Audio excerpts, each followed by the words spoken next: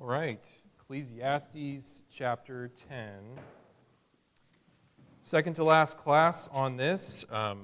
Like I've been saying before, I think we can do 11 and 12 in one pop. So we're going to do chapter 10 tonight, and then we'll speed up the pace a little bit next week. We got singing next week, right? Yeah, so week after next. All right, Ecclesiastes 10. Can I get a volunteer to read 1 through 7? Thank you, sir. Dead flies make the perfumer's ointment give off a stench, so a little folly outweighs wisdom and honor. A wise man's heart inclines him to the right, but a fool's heart to the left. Even when a fool walks on the road, he lacks sense, and he says to everyone that he is a fool. If the anger of the ruler rises against you, do not leave your place, for calmness will lay great offenses to rest. There is an evil that I have seen under the sun, as it were an error proceeding from the ruler. Folly is set in many high places, and the rich sit in a low place. I have seen slaves on horses and princes walking on the ground like slaves. Okay, thank you. So, the book of Ecclesiastes is different from the book of Proverbs in a lot of ways, but there's overlap. And you might have even noticed this, at least in the translation that I have.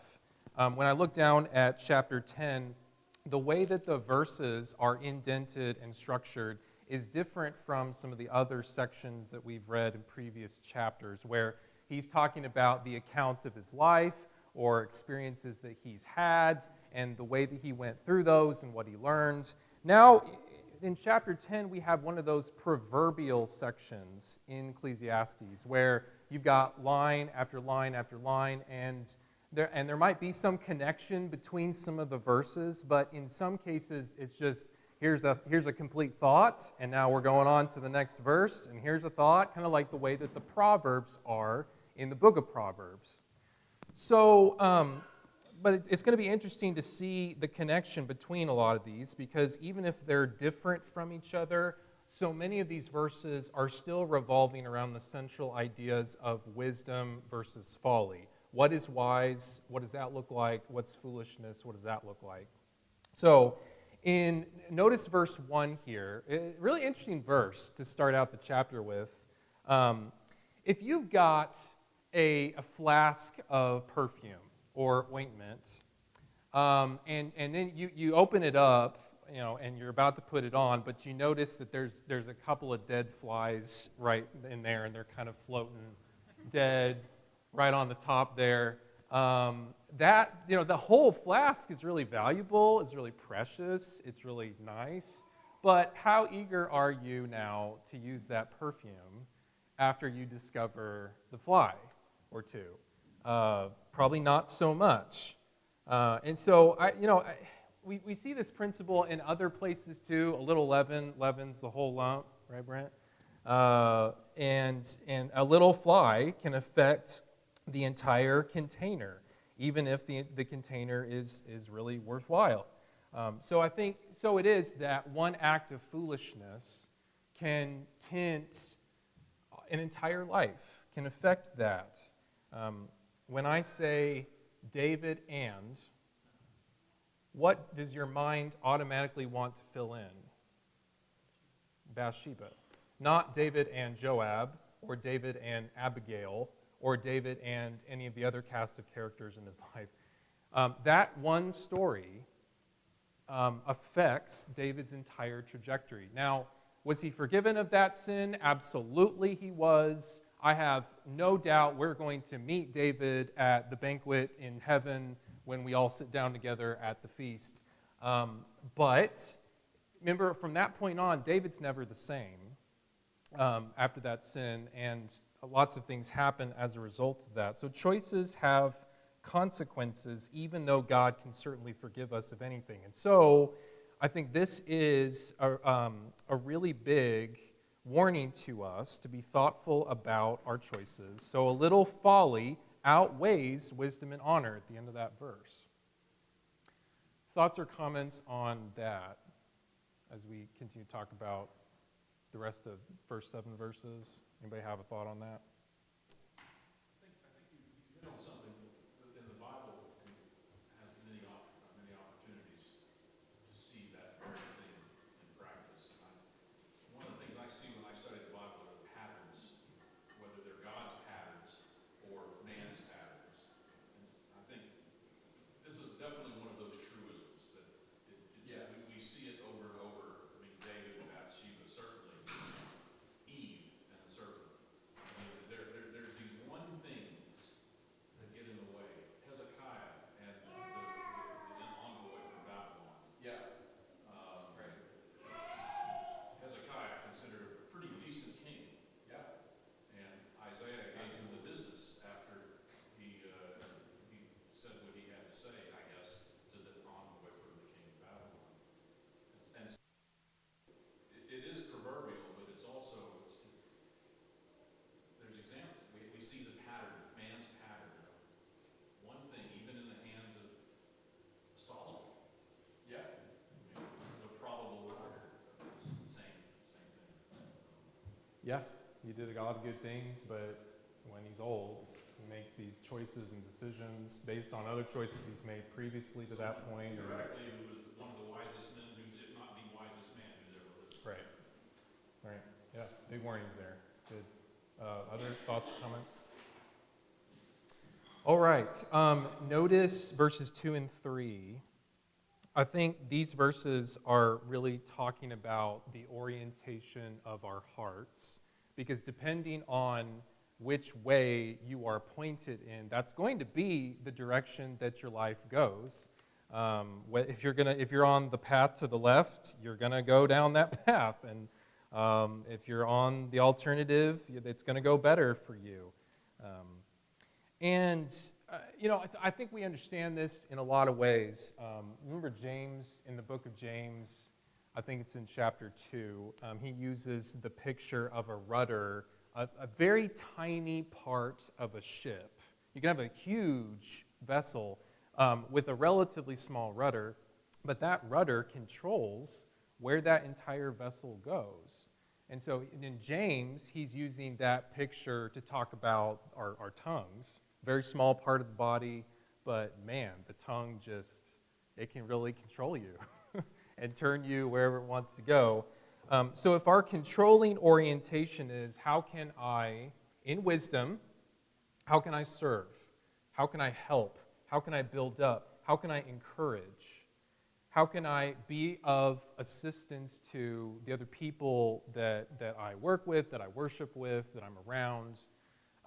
Then your life will become that. That's going to dictate your calendar. That's going to dictate your interactions. It's going to cause me to notice when somebody around me needs help, rather than somebody having to bop me on the head to say, hey, this needs to happen. But if our controlling orientation is how can I please myself, then that's going to dictate my calendar and my preferences, and my calendar is just going to be filled with appointments for me and pleasures for me. So the choices of our hearts dictate where we go. And verse 3, it's going to be noticeable to other people.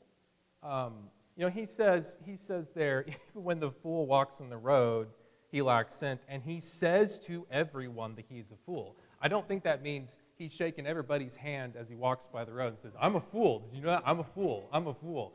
But people can just tell that he is, even without him actually saying that, because of the way that he acts.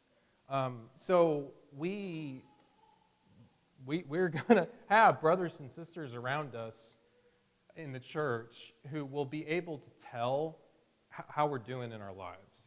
And if a brother or sister comes and says, you're acting like a fool, we need to have the humility to pay attention to that and adjust if we need to, and take that warning seriously. Verse 4 is interesting. There is a wise way to interact with somebody who has more power than you do. And the way to do that is you be calm. and this really fits with the Proverbs. One of the memory verses that my children are memorizing right now is Proverbs 15:1, A soft answer turns away wrath, but a harsh word stirs up anger, right?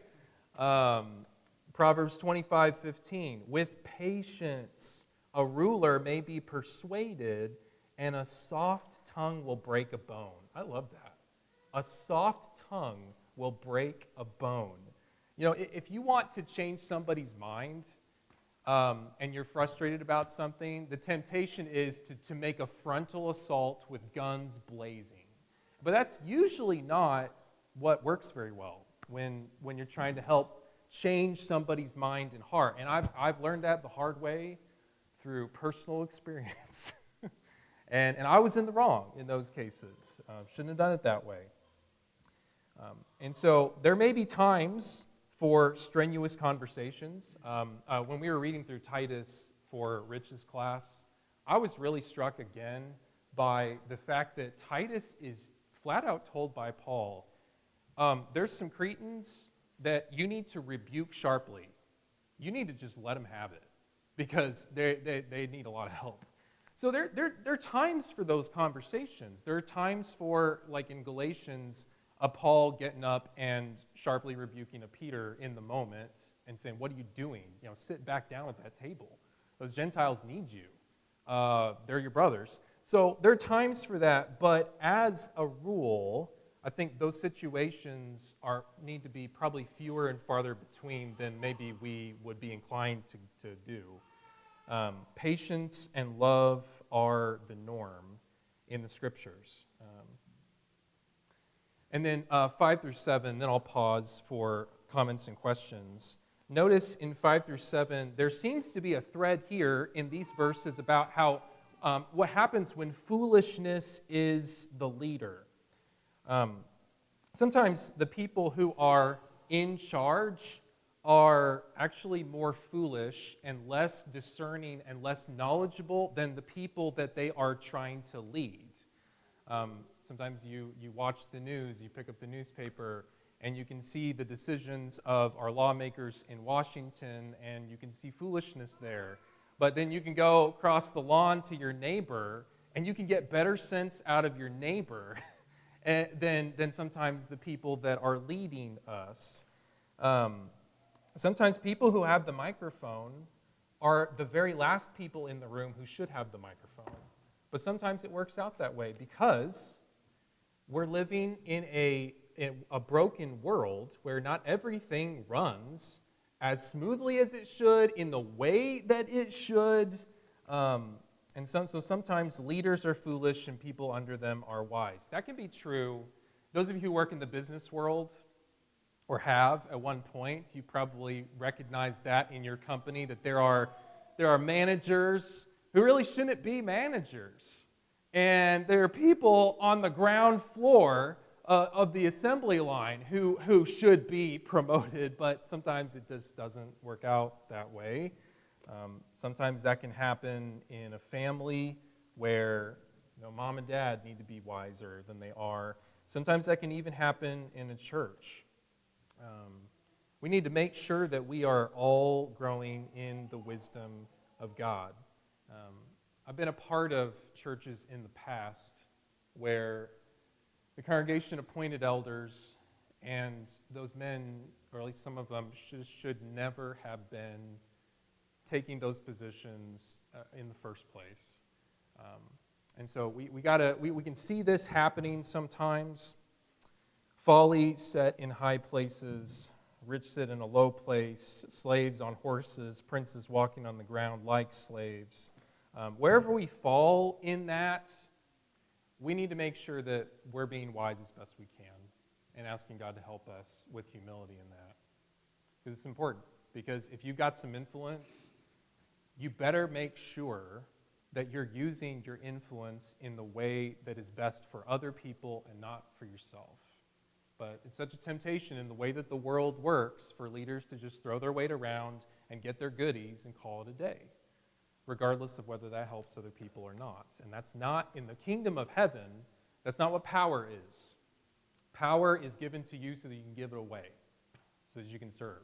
Remember, Jesus talks about this. We read this also in the Mark class the other day.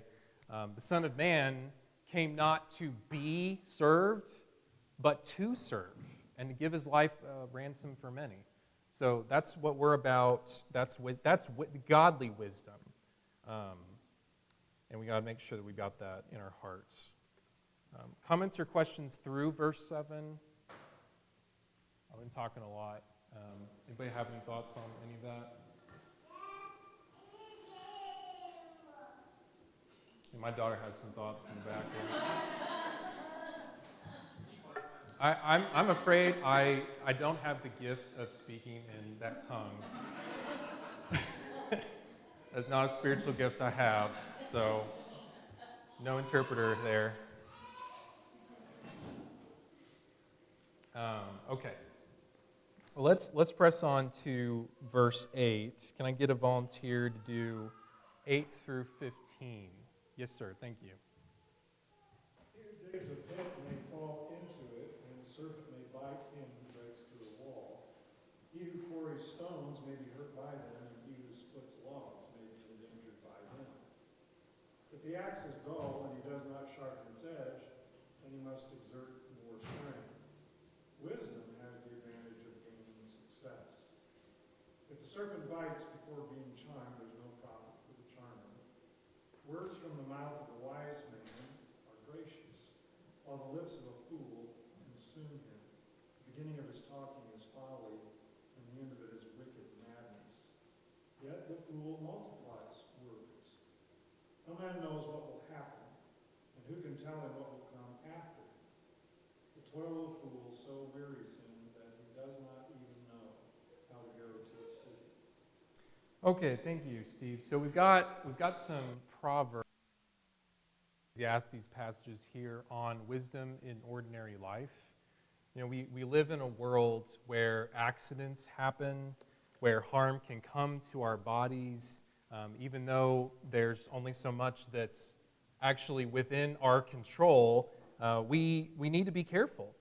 So I think he's giving advice on whatever risks there are in your possible future. You need to just take some care about that as far as it depends on you. So if you, and he gives a number of different like construction examples. You're digging a hole. You got to make sure that you don't fall into the hole that you've just dug. That's pretty foolish. If you're doing some demo work and you're busting through a wall, I mean, there might be a snake waiting for you on the other side of that wall. Maybe that was a more common thing in Israel and the Middle East. That's probably, I don't know if we got a lot of snakes around here, but you never know. You got to be careful when you're doing that. If you're breaking up big rocks, he says, for a building project, you're quarrying stones in verse 9. It's possible to get hurt by that. You know, the big stones are dangerous. You split logs, well, you can be endangered by that.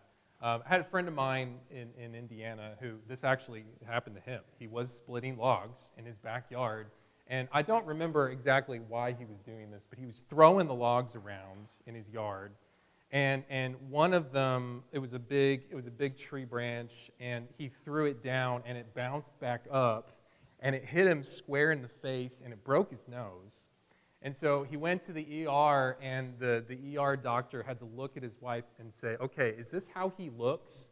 And putting his nose back together so that it would set right. So, you know, you got to be careful about that. Cutting down trees, you might get hurt by a tree. But whatever it is in life that you do that carries some amount of risk, do your best to be wise and sharpen your axe. You know, he talks about if you have a blunt axe, you can use a blunt axe, but it's going to require more force, more effort. It's potentially more dangerous. So it's better and it's easier when the axe is sharp. And we can apply this spiritually, I think, in a lot of different ways. If you have a relatively weak understanding of Scripture, but you know some Scripture, and you've got some points down, it's possible for you to take your Bible and help somebody else, and you should, with whatever knowledge that you have. But the more you sharpen your axe, the more you know this, the better you're able to help somebody who needs help and to turn to passages that you might not have known earlier. So there's great value, not just for yourself, but for other people in how you treat this book. So there's a lot in there in 8 through 10. And then we get to verses 11 through 15. Again, scriptures on wisdom versus folly. Interesting verse. If the serpent bites before it's charmed, there's no advantage to the charmer. And the way that I see this flowing is it's connected to the next couple of verses. Because what he then says in 12 and 13 and 14 is all about our language, right? The words of a wise man's mouth, the lips of a fool. Verse 13, the beginning of words of his mouth, the end of his talk. Verse 14, a fool multiplies words. So the way that I read 11, I'd be curious for your thoughts too. The way that I take 11 is foolish talk is about as dangerous as an untamed cobra. You know, you got this snake coming out of the basket, and before the charmer is able to pull out his little flute, you know, that cobra just bites him. You know, that's what a foolish man with foolish talk is like. He's dangerous for the people who are hearing him, but he's especially dangerous to himself. Notice how he then goes on to say in verse 12, after the words of the wise man's mouth win him favor, he's helpful, he's constructive for himself and others. What happens with the lips of the fool man? It consumes him. It's not helpful at all. And so a fool is going to talk, and he's going to talk, and he's going to say lots of different things. Fools always have opinions. Opinions about politics, opinions about their church, opinions about the way that their world should be run. And they make lots of predictions and lots of promises, but nobody even knows what the next 5 minutes are like. So we should not be foolish about that. Verse 14, no man knows what is to be. Who can tell him what will be after him? So wisdom is measured and cautious when we're talking about the future, or we're talking about plans that we are projecting into the next week, the next month, the next year, whatever it might be. Remember, James again talks about this. Remember how in chapter 4, James will say, you know, you really need to be careful about saying, well, you know, next week I'm going to go over here to this town, and I'm going to buy and sell and make a profit. And James says, you don't know what your life is going to be like. Instead, you ought to say, James 4:15, if the Lord wills, we will live and do this or that. Which I take not necessarily as, here's the formulaic phrase that you need to say at the end of every sentence about the future. It's not a bad thing to say that, but even more to the point, that has to be in your heart as you think about your life. You don't know what's going to happen. So if the Lord wills, we'll do these things. Comments or questions down through verse 15?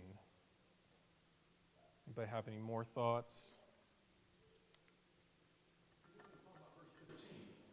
Oh, that's true. You want to talk about verse 15, Steve? Well, I just should know what you want to say.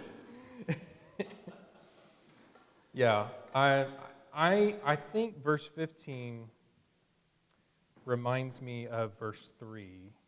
When the fool walks on the road, he lacks sense, and he says to everyone that he is a fool.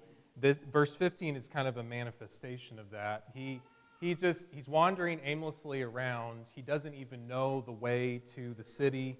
And so his talk, his work, it doesn't help him, and it certainly doesn't help anybody around him because he doesn't have the knowledge that he needs. So that's generally what I would say about it, but if you got more to add, I'm all ears. It just seems a different kind of phrasing from everything else. It's words, and then I think you're right. I mean, looking at overall context, it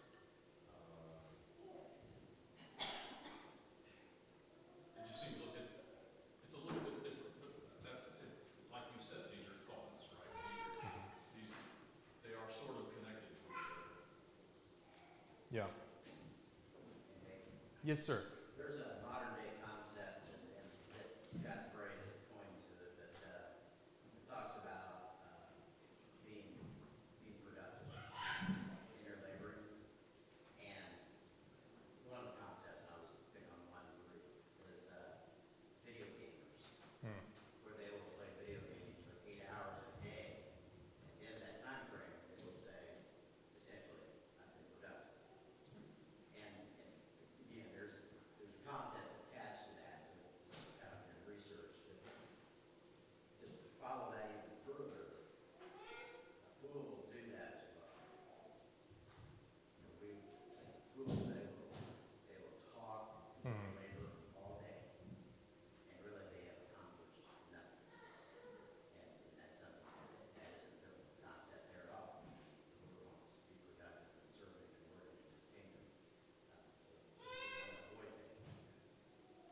Yeah, there are, especially in our culture, a lot of ways to occupy our time that doesn't actually produce anything worthwhile for us or for other people.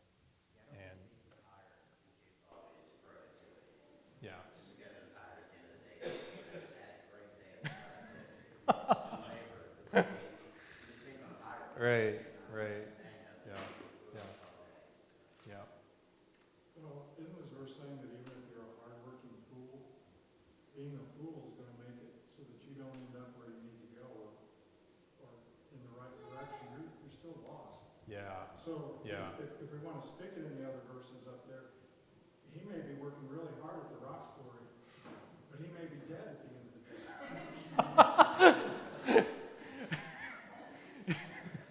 yeah, yeah, A fool's labor can yeah, be deadly. yeah, Lack of wisdom did not give him success. Right. It yeah, didn't get him where he wanted to go. yeah. Yes, a great point. Yep, good. Anybody else? All right, let's finish it up here in 16 through 20. Ty, do you want to go ahead and get that for us? Glory to you, O land, when your king is a child, and your princes feast in the morning. Happy are you, O land, when your king is the son of the nobility, and your princes feast at the proper times, for strength and not for drunkenness. Through sloth the roof sinks in, and through indolence the house leaks. Bread is made for laughter, and wine gladdens life, and money answers everything. Even in your thoughts do not curse the king, nor in your bedroom curse the rich. For a bird of the air will carry your voice, or some winged creature tell another. Okay, so in verse 16, I think we're returning to the idea that he's already talked about earlier in the chapter of how sometimes you notice the people who have power, who have authority, who have some sort of position over other people, and they're just not wise, and they're pretty foolish in a lot of ways. So verse 16, I don't think the emphasis is necessarily on the actual age of the king, but more, does he have a childish disposition as he rules, or is he wise? Is he helpful for others around him? Same thing with the princes feasting in the morning. I don't think the eating habits of the princes are necessarily the point so much as whether or not they are using their power to satisfy themselves, or whether they're using their power to help people who are downtrodden and oppressed and need some help. So I think that's what's going on there, but I'd be open to other suggestions that you all have. So happy are you, O land, when your king is the son of the nobility. Again, I think he's saying not so much does he have great genealogy and pedigree on a piece of paper, but is he of noble character? Is his demeanor, his orientation, is that noble or not? That's going to affect the way your land goes, whether things prosper or not. People can be wise underneath this guy, and we can go along with our lives, and we can do our thing, and we can serve our God no matter who's in power. But as a nation, we're going to groan if we have foolish leaders. It's so tempting to say all kinds of things in addition to that, what I just said about our country, but I will stop there.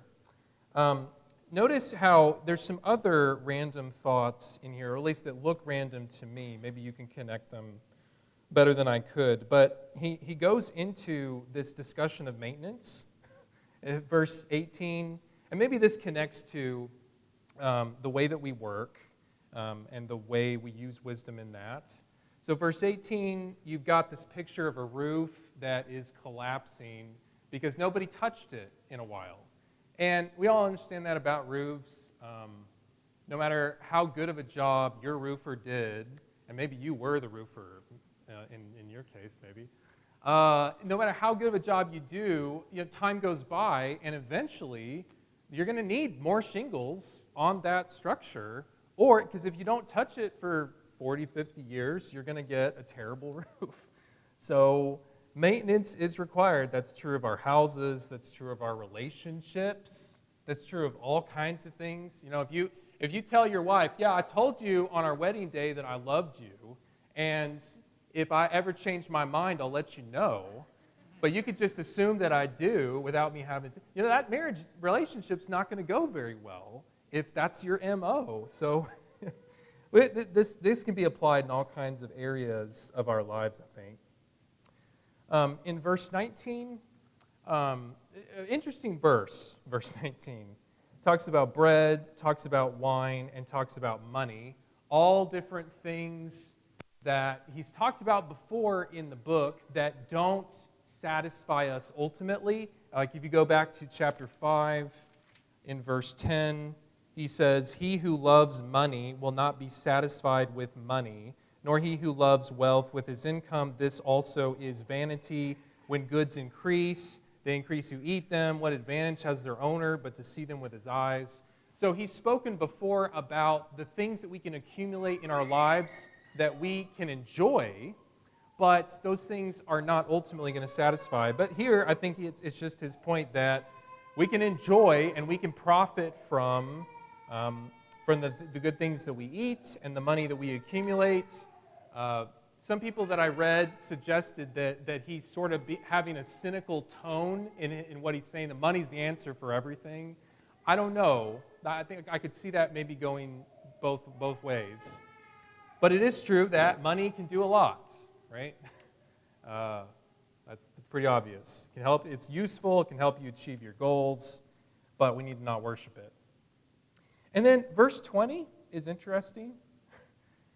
Even in your thoughts, do not curse the king, nor in your bedroom curse the rich, for a bird of the air will carry your voice, or some winged creature will tell the matter. I basically take that as be careful about speaking against people who have more authority than you, because sooner or later, they're going to find out about it. Even if you are talking in your bedroom, even if you are just in the mind, if that is in your heart, pretty soon that's going to come out. Pretty soon that's going to become apparent and noticeable and obvious to other people that you interact with that, oh, you think this about so-and-so. Okay. Or because you said this about them. And so that's going to damage the relationship. If that is a relationship that you're trying to cultivate and keep, we just need to be careful about the language that we use. And maybe that goes back to the words of a fool, verse 12, verse 13, verse 14. A fool is going to think foolish things and then blurt them out, not have much of a filter on his lips. And that's going to get him into trouble in a lot of ways. And that's going to wreck relationships. And so we need to be careful about how we think and how we speak. So many times in the New Testament, in the letters, the continual admonition is greet one another with a what? A holy kiss. And sometimes we focus on the kiss part and go, ew, that's not our culture. And it's true. But what he's saying there is more an emphasis on the holy part of that. As they greet each other, as they're with each other, is it in a holy way that's not a two-faced, well, I'm going to smile and shake your hand or kiss your face here at our meeting place, but when I go home, I'm going to spend 30 minutes complaining about you to my spouse. You know, that's the kind of thing he's talking about there. And that's easy to do. It's a cowardly thing to do. If you've got a problem with a brother or sister, then you need to go to that brother and sister and calmly and patiently have a discussion about that if it really needs that. But don't beat other people down behind closed doors, because sooner or later, they're going to know what you think about them. And that's going to be damaging. Okay, thoughts or comments through verse 20? Curse means like to wish for their death or to call for their death. Like, Yeah. I wish so-and-so was dead. Yeah. Or we need to find a way to get rid of so-and-so. Yeah. That's what a curse means. Yes. Yeah, thank you. So this is a very, very strong. example here. Yeah, right. I wish this person was dead, Yes. which those kind of feelings do tend to come out in words and actions. Yes. Yes. Thank you for clarifying that. Anybody else? Appreciate the comments and feedback tonight.